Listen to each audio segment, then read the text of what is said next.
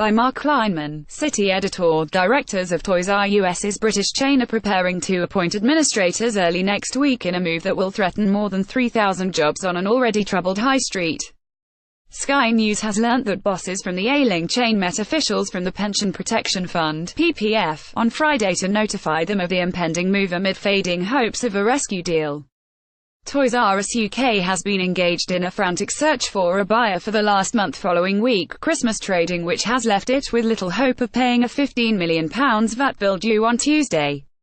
Image. The CVA was expected to involve the injection of £9.8 million into the retailer's pension scheme. Sources said that the directors of the UK's biggest toy retailer were likely to appoint administrators on Tuesday morning, barring the emergence of a last-minute financial package to keep it afloat. One insider said that such a prospect was very, very remote on Friday evening.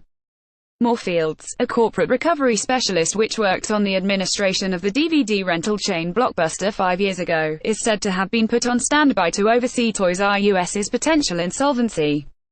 With only 3 days before the VAT bill is understood to be payable, hopes of finding a rescue backer for the chain, which trades from more than 100 stores, have dwindled.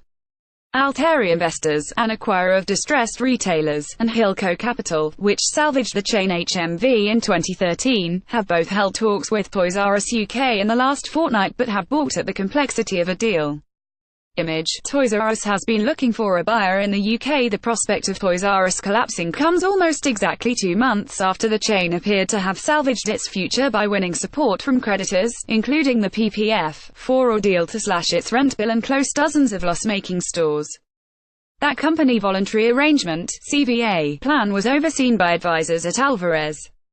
Toys R Us UK only survived the Christmas period after the PPF agreed at the 11th hour to vote in favour of the CVA, which had been due to trigger the closure of a quarter of its 105 shops. The CVA was expected to involve the injection of £9.8 million into the retailer's pension scheme, while shortening its deficit recovery period to 10 years. If it fails to avoid administration, the scheme will be taken on by the PPF, with any such move certain to attract scrutiny from Frank Field, the Labour chairman of the Commons Work and Pensions Select Committee.